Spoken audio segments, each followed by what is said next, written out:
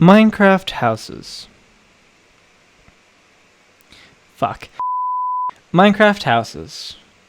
What are they? The main central place where you set up shop and prepare for the big fight at the end. What a beautiful and amazing place. It's where you keep your livestock. It's where you grow your crops.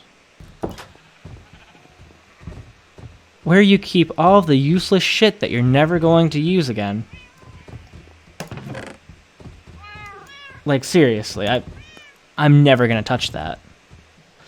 Anyways, today we're going to be looking at my friends' survival bases and rating them and reviewing them. Holy shit, die. Rating and reviewing them because I have nothing better to do than mock them. Brian's house was one of the first houses on the server besides my own. He built it around 1,000 blocks away from my own, and he did a really good job.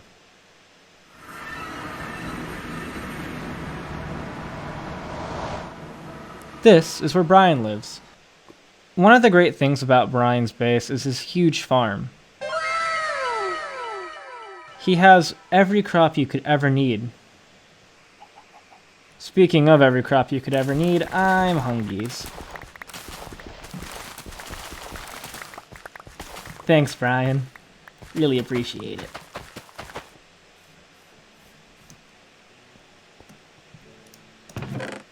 Thanks, Brian. Really appreciate that. Brian's crops are truly a thing to behold. He's a hardworking farmer, and when it comes to the trading business, the villagers love him. What's this? A hidden beetroot garden. Shameful. Points deducted. Alongside his cardboard box of a home, he has several animal pits, where I commit several heinous acts. Come back here. The little one dies first. Thank you. As you can tell, interior design was disgusting and mainly focuses on storage. What might he be holding? Eggs! The one great thing about Brian's home, though, is his awesome roommate, Sid. Sid doesn't like me very much. We're gonna get out of here. Overall, Brian's Mountain Valley house is truly a peaceful place to be. If you need crops or food, the best place to come. On the other side, though, he has an asshole of a roommate and a beetroot farm. Of all things, disgraceful. Do you have anything useful in here? No, you don't. There we go. Just gonna steal that. Thanks. So, overall, your house is getting a 3 out of 10. Mainly because you have a really shitty roommate that hurt me and a beetroot farm. I'm disappointed. Not very pog. On to our next house. Our next house is by a river in the spruce forest. It's a cozy little cottage made by my friend Boxboy. He has a nice cozy house along this river, where he fishes and grows his crops. His farm is nowhere near as big as Brian's or mine, but it still gets the job done. He uses berry bushes as a defense to keep him protected at nighttime. I will say the house is made for survival. Not very focused on storage, though. It's kind of lacking in that department, but I guess he really doesn't need it. And I will say the palette of blocks here is disgusting! Green top and a mine and a mine right in the house? That's a builder no-no. I'm going to deduct some serious points from this monstrosity, this abomination, if I can even call it a house. That's like a low 1. I can't go any lower than like 1, so we're going to say a low 1 out of 10.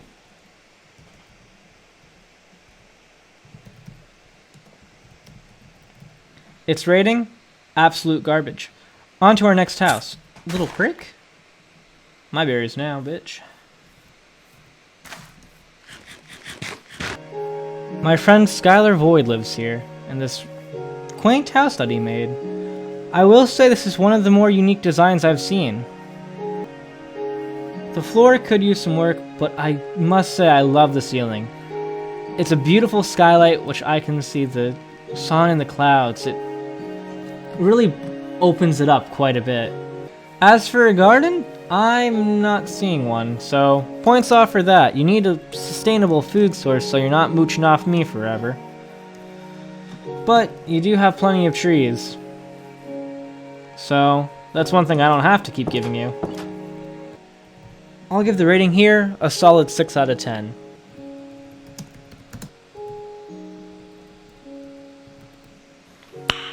Nice.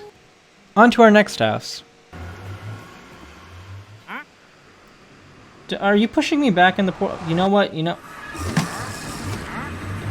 Sir, our last house is Cassidy's. She made hers again on a desert island, quite like mine and Skylar's. You'll find a lot of similarities between her house and mine, mainly because I did most of the work for her house. And before you go into the comments and start chanting simp, just don't. You don't need to point out the truth, man. It's not cool. She has a lovely tree farm and a beautiful garden that I made, as well as this beautiful barn. Ram Ranch really rocks. Alright then, gonna continue on.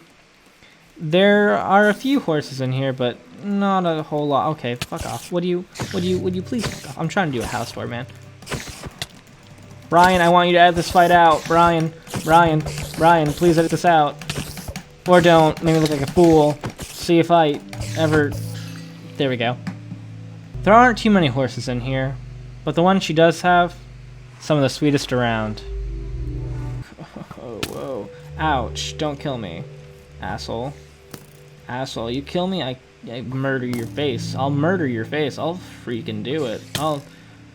Asshole. Squad. Oh, poggers. Yes.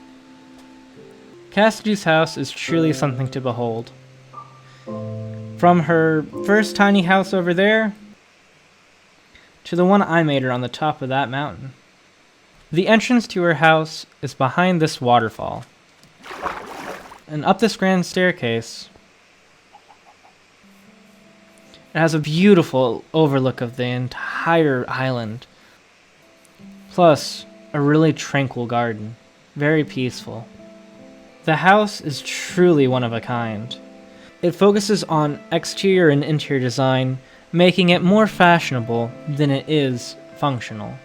But I think that adds a lot to it, because you want to live in a house that looks good. The last thing that makes her house really stand out is the Enderman statue that guards her island. It stands over 80 blocks tall, keeping watch over the sacred place. And at the bottom, you can see, in memory of Fuck the Enderman, made by Virginity Rocks, with a lot of help from me. And at the end of the day, you can come out to her sunroom and watch as the sun starts to set and the stars start to appear.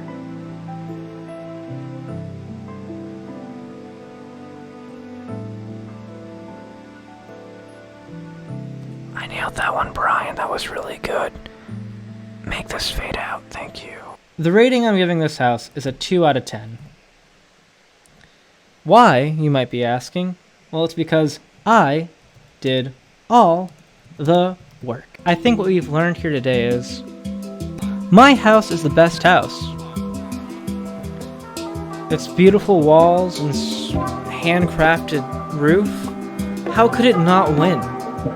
Truly, I am the best builder. I'm better than Grian, the man himself.